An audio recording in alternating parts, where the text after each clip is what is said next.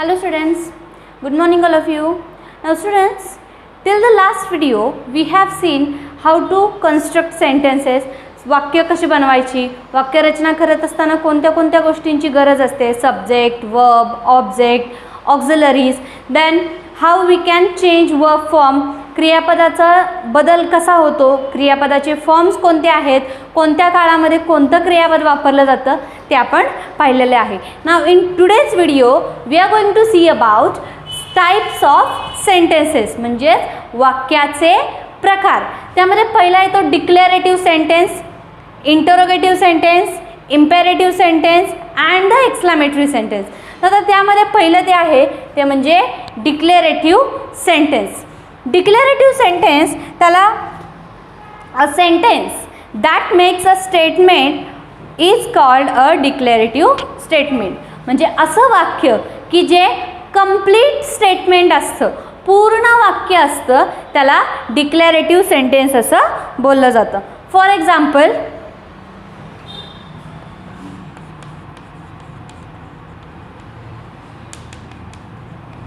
declarative statement means the sentence which is complete statement with full stop at the end. पूर्ण वाक्य की ज्या वाक्याच्या शेवटी फुल स्टॉप म्हणजेच पूर्ण विराम येतो, अशा वाक्याला डिक्लेरेटिव्ह स्टेटमेंट असं संबोधतात. म्हणजेच काय तर असं वाक्य की ज्या वाक्याच्या शेवटी फुल स्टॉप पूर्णविराम आहे आणि ते वाक्य पूर्ण आहे, यासाठी declarative statement. For example, I went to market. Full stop. I went to market. मी मार्केटमध्ये गेले. वाक्य पूर्ण झालं. I have declared that. मी ते पूर्ण वाक्य केलं, मी डिक्लेअर केलं की मी मार्केटमध्ये गेले. Then we both are standing here. आम्ही दोघेही इथे थांबलेलो आहोत. ओके, मग आता यामध्ये मी डिक्लेअर केलं की आम्ही दोघेजण इथे थांबलेलो आहोत. So this also declarative statement. Declarative statement means the statement which is complete statement with full stop at the end is non as a declarative statement. असं वाक्य की जे वाक्य पूर्ण झालेलं असतं आणि त्याच्या शेवटी पूर्णविराम असतो त्याला डिक्लेरेटिव्ह स्टेटमेंट असं बोलतात. Then next is interrogative statement.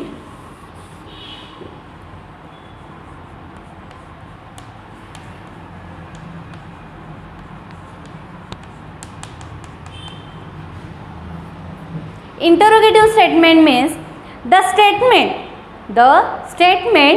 which shows some type of question, and at the end of sentence if there is a question mark then this known as a interrogative statement. असं वाक्य की जे वाक्य प्रश्न आहे असं दाखवतं किंवा प्रश्नार्थक वाक्य जर असेल, वाक्याच्या शेवटी जर का प्रश्नचिन्ह म्हणजेच क्वेश्चन मार्क असेल तर त्या वाक्याला इंटरोगेटिव्ह स्टेटमेंट असं बोलतात. For example, what is your name. What is your name, तुझं नाव काय आहे. Then where are you going. Where are you going, तू कुठे चालला आहेस. आता आपण मागच्या एका व्हिडिओमध्ये इंटरोगेटिव्ह स्टेटमेंटचे दोन प्रकार पाहिलेले होते, yes no type question and the WH question. तर WH क्वेश्चनचे आणि येस नो टाईप क्वेश्चनचे रूल्स कसे असतात, त्यामध्ये काय फरक असतो हे आपण मागच्या एका व्हिडिओमध्ये पाहिलेलं आहे. Yes no type question means the question which always start with the auxiliary verb and that question's answer will only in yes or no, that known as a yes no type question. And WH question means the question which always start with a WH word and that question's answer will not only in yes or no. WH question म्हणजे असा प्रश्न की ज्या प्रश्नाची सुरुवात ही WH वर्डने झालेली असते आणि त्या प्रश्नाचं उत्तर हे येस किंवा नो मध्ये देता येत नाही. अशा शब्दाला किंवा अशा क्वेश्चनला WH क्वेश्चन असं बोललं जातं. मतलब WH शब्द कोणते? व्हॉट, वेअर, हाव, वेन हे आहेत WH वर्ड म्हणजे WH शब्द की ज्या प्रश्नाची सुरुवात WH वर्डने झालेली असते त्या प्रश्नाला WH क्वेश्चन असं संबोधलं जातं.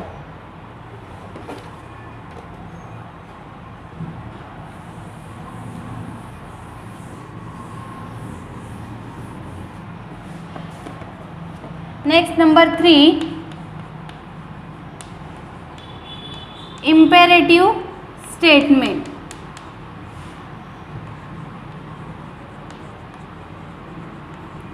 इम्पेरेटिव्ह सेंटेन्स किंवा इम्पेरेटिव्ह स्टेटमेंट. मग आता इम्पेरेटिव्ह स्टेटमेंट म्हणजे काय? थोडक्यात order giving sentence. The sentence which shows any kind of order. The sentence which shows any kind of order म्हणजे असं वाक्य की ज्या वाक्यातून काहीतरी आदेश केलेला आहे असं जेव्हा दिसतं त्यावेळी त्या वाक्याला इम्पेरेटिव्ह सेंटेन्स असं म्हणतात. म्हणजे ज्या वाक्यातून एखाद्या व्यक्तीने दुसऱ्या व्यक्तीला एखादा काहीतरी आदेश केलेला आहे, सल्ला दिलेला आहे किंवा एखादी ऑर्डर दिलेली आहे तर त्यावेळी तिथे इम्पेरेटिव्ह सेंटेन्स असतं. इम्पेरेटिव्ह सेंटेन्स मीन्स थोडक्यात order giving sentence.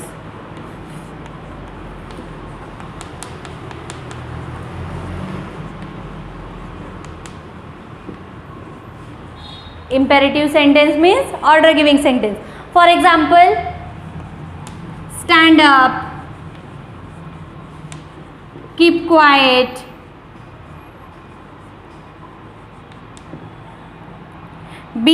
go there, be careful,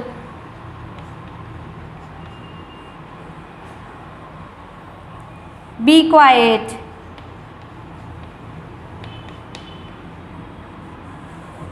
अशा प्रकारे जेव्हा ऑर्डर्स असते, स्टँड अप उभा राहा, कीप क्वाइट शांत रहा, गो देअर तिकडे जा, बी केअरफुल काळजीपूर्वक हाताळा, बी क्वाइट शांत रहा. म्हणजे अशा प्रकारे जर का ऑर्डर्स असतील, आज्ञा असतील किंवा आदेश असतील तर त्या सेंटेन्सला इम्पेरेटिव्ह स्टेटमेंट किंवा इम्पेरेटिव्ह सेंटेन्स असं संबोधलं जातं.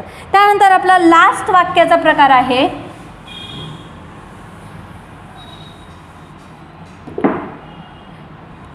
Exclamatory sentence.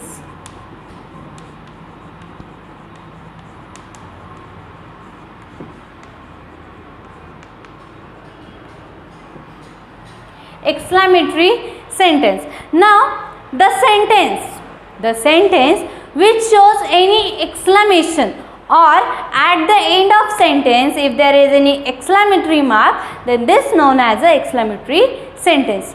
असा प्रश्न किंवा असं वाक्य की ज्या वाक्याच्या शेवटी एक्सक्लामेटरी मार्क म्हणजेच उद्गारवाचक चिन्ह, ज्या वाक्याच्या शेवटी एक्सक्लामेटरी मार्क म्हणजेच उद्गारवाचक चिन्ह असेल तर त्या वाक्याला एक्सक्लामेटरी सेंटेन्स असं संबोधलं जातं. किंवा त्या वाक्यातून एखादी भावना, एखादं आश्चर्य, एखाद्या व्यक्ती जर का चकित झालेला असेल तर तो चकितपणा, एखादा आश्चर्य, एखाद्याची भावना व्यक्त होत असेल आणि त्या वाक्याच्या शेवटी जर का एक्सक्लामेटरी मार्क आलेलं असेल तर त्या वाक्याला एक्सक्लामेटरी सेंटेन्स असं बोलतात. For example, oh what a flower. Oh what a flower, वा किती सुंदर फूल आहे. मग ज्या वाक्यामध्ये oh, what, how beautiful flower is that, how beautiful flower is that, किती सुंदर फूल आहे ते, आश्चर्यचकितपणा आहे की नाही, म्हणजे असे वाक्य की ज्या वाक्यामध्ये काहीतरी आश्चर्यचकितपणा दिसत असतो त्या वाक्याला एक्सक्लामेटरी सेंटेन्स असं बोलतात. मग त्या वाक्यामध्ये एक्सक्लामेटरी मार्क हे कंपल्सरी असतं. ज्या वाक्यामध्ये एक्सक्लामेटरी मार्क्स असतो ते झालं एक्सक्लामेटरी सेंटेन्स. मग आता हे झाले आपले वाक्याचे 4 प्रकार. Declarative statement means the question which end with full stop. Declarative म्हणजे काय की ज्या सेंटेन्सची, ज्या वाक्याची एंड, ज्या वाक्याचे शेवट हा फुल स्टॉपने होतो, म्हणजे पूर्ण कंप्लीट स्टेटमेंट असतं त्याला डिक्लेरेटिव्ह स्टेटमेंट असं बोलतात. Interrogative statement the sentence which end with a question mark. The sentence which end with a question mark. असं वाक्य की ज्या वाक्याचा शेवट हा प्रश्नचिन्हाने होतो त्या वाक्याला इंटरोगेटिव्ह स्टेटमेंट असं बोललं जातं. ते इंटरोगेटिव्ह स्टेटमेंटमध्ये वाक्याचे 2 प्रकार येतात, येस नो टाईप क्वेश्चन आणि WH क्वेश्चन. तर येस नो टाईप क्वेश्चन म्हणजे काय, the question which questions answer will only in yes or no. असा प्रश्न की ज्या प्रश्नाचे उत्तर हे नेहमी येस किंवा नोमध्ये येतं. And the second is WH question, the question which questions answer will not in only yes or no and that question always start with a WH word. असा प्रश्न की ज्या प्रश्नाची सुरुवात WH वर्डने होते आणि त्याचा शेवटी ही त्याचं जे आन्सर जे येईल ते आन्सर कधीही येस किंवा नोमध्ये येत नाही. तर हे झाले इंटरोगेटिव्ह स्टेटमेंटचे 2 प्रकार. त्यानंतर आहे इम्पॅरेटिव्ह statement. इम्पॅरेटिव्ह statement means order giving statement. एखादं आज्ञा देणारं, आदेश देणारं वाक्य जे असेल, ऑर्डर देणारं, तर त्याला इम्पेरेटिव्ह स्टेटमेंट असं बोलतात. आणि लास्ट आहे ते म्हणजे exclamatory sentence, the sentence which end with a exclamatory mark and which shows any exclamation, any feelings that known as a exclamatory sentence.